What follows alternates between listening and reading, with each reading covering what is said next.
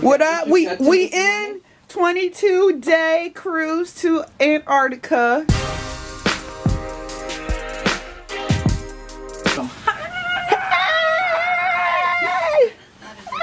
Okay, we're going to see the show right now.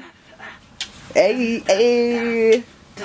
Okay, look, she turning up. She turning up. Okay, look, okay.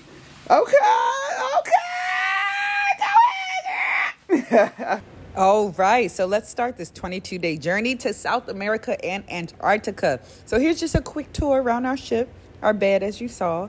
This is just the main quarter. So when you walk through the ship, you come in, this is the first site you're going to see. And down below, you saw briefly, was the guest services desk. There's restaurants, a bar up here, and people don't live on this floor. This is the second. So every day, almost, about like 6 days a week, there's a band called the Rolling Stone Band on board. And they perform about 3 sets a night. Crazy, right? Each about 45 minutes each. But they're really talented. So they were really the main entertainment I went to. So these are the desserts on the Lido deck. Always had various desserts, or during breakfast they have juices and different yogurts, parfaits, fruits, stuff like that in there. Very cool. This is the homie Tempest, lead singer and also the music director for the Rolling Stones band. So the girl to her left is another singer, and the guy to her right is another lead singer. So the band had 3 lead singers, bass, guitarist, and keyboardist, which is really cool. This is another band that's on board. They were more jazz, so they had a pianist, a bass, and then a guitar, then an upright bass. And the one I know is Luigi from Italy on the upright bass. Another good form of entertainment right by the bar, so people would just sit, listen to jazz, and drink. It was really cool. I thought it was really cool. I like that they had different forms of entertainment on board, because like I said, we were on the ship for 22 days, so, we gotta have some stuff to do. Another thing you would always pass walking through, I forgot what floor is on, either second or third floor, there was an art gallery. And you can actually buy the art. There were auctions where they had, mimosas for people or wine for us to drink while they auctioned off. They were auctioning off paintings for like 50,000, 70,000. People were buying them for like 200, 100. So it was crazy. So like I said, a lot of entertainment on board for me was the Rolling Stone. People would dance. It was always a vibe. So I always get my dance moves in and burn calories. They had child's arcade or child gaming center hangout club on board, but after 6 p.m. adults could go in. This is us going through Drake's Passage, so you can kind of see the rough waters, but it was still relaxing. The boat was really rocking that day, so I had to sit down. This is the orange party, so the ship through different themes sometimes. So this theme was orange. I don't know. It has something to do with the ship's history, I guess. I don't know. But you wear orange. I forgot what piece of orange I had. Maybe it was a hair tie or something like that. Because orange is not my favorite color, okay? These are a good amount of people that I've been on board. All very cool. We became very close because, like I said, we were on that ship for 22 whole days. Now, this is the part of the trip where we entered Antarctica. So we were starting to see mountains, glaciers, volcanoes leading up to it. Yes. And even the entertainment that went along with it was really cool, about how they kept us entertained while we were in Antarctica. Something about my boat is that we did not get off the ship because it was a ship of, I want to say, 1,700 guests. And Antarctica is really protected by environmental laws. And with that being said, it's not only scientists that get off, so there are boats that get off. There's a National Geographic boat that gets off and actually goes on land to Antarctica because they take them on rafts. But that trip is not really affordable in my opinion. $16,000 per person. This trip was around $4,000 per person, 22 days on a ship, and you got to see way more of the world. The National Geographic one is only 12 days, and like I said, $16,000 per person. So very, very costly. Now this is really cool because these are whales, orcas, killer whales to be exact, and I was trying to get a good video of the tail coming up, but I could not get a good video. So this is my first view of penguins coming into Antarctica. So as you can see, the boat was kind of far away, and this is my iPhone zoomed all the way in, and these penguins still look tiny, but you can tell there's thousands of them there, which is really cool. You can see them moving a little bit too.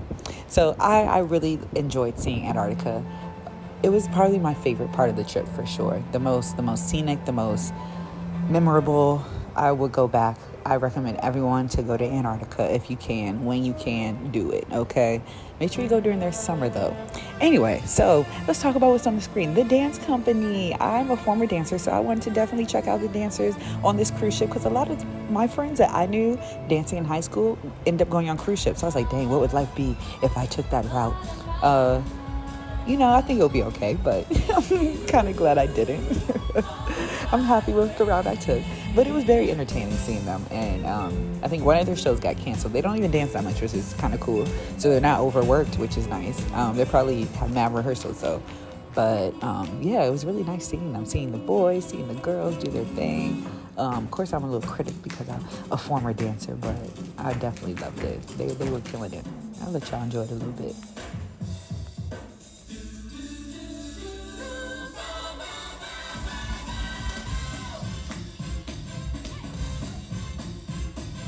Now, the second half of the trip went a little bit differently than I expected, because after Antarctica, stuff got a little bit warmer. It was like 80 degrees. It was 80 degrees. I think we went to Uruguay was our first stop after Antarctica.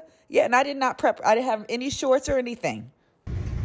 I'm back because I got enough storage on my phone, and we are now entering Uruguay. Yes, our 2 stops after Antarctica were the Falkland Islands, Uruguay, and Argentina. This concludes our trip. The cruise ship's behind us. This is the end of our Uruguay adventure, but it's been good. Now, I know you noticed the difference. You see how that sun was beaming? You see how that sun was beaming? There was one point in Argentina where I had to take my shirt off and walk around with just my bikini top. Because like I said, I did not prepare, so I had long sleeves and pants. And my friend was like, girl, you want to change? It's hot outside. I'm like, nah, it's not going to be hot outside. And I didn't bring anything else, so let's just go. Little did I know, I should have just went back and found something, because, yeah, girl, it was hot. It was hot. Anyway, so this is the point where we did arrive in Argentina, and they had a performance on the boat, and it was really cool because it was a whole Argentinian tango show. It was so... I don't know, there's something just so passionate and kind of sexual about tango that you just love. It's like a lust, you know? So anyway, I enjoyed the performance. And even it was really interesting to me to see 2 men tangoing. I was like, what? 2 men tangoing? Okay. So yeah, it was a really good show. And let's just enjoy it. It was cool. It was cool.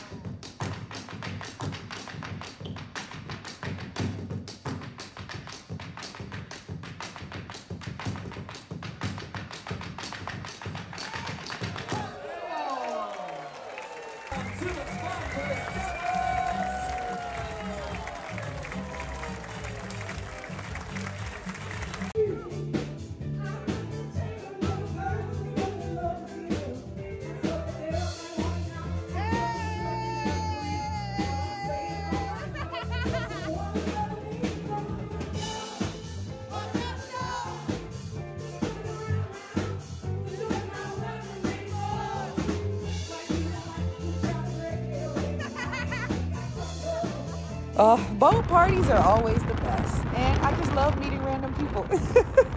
And this was our last day in Argentina. We're in Buenos Aires. Buenos Aires was cool. I'll talk about it in my videos about, specifically what I experienced and what I think, and how I maybe have to go back and experience again. But next came my long journey back to Los Angeles, and this is the final flight touching down back in LA. What a beautiful view. So stay tuned for my videos where we'll see more in depth of Chile, Falkland Islands, Antarctica, and Uruguay and Argentina up close.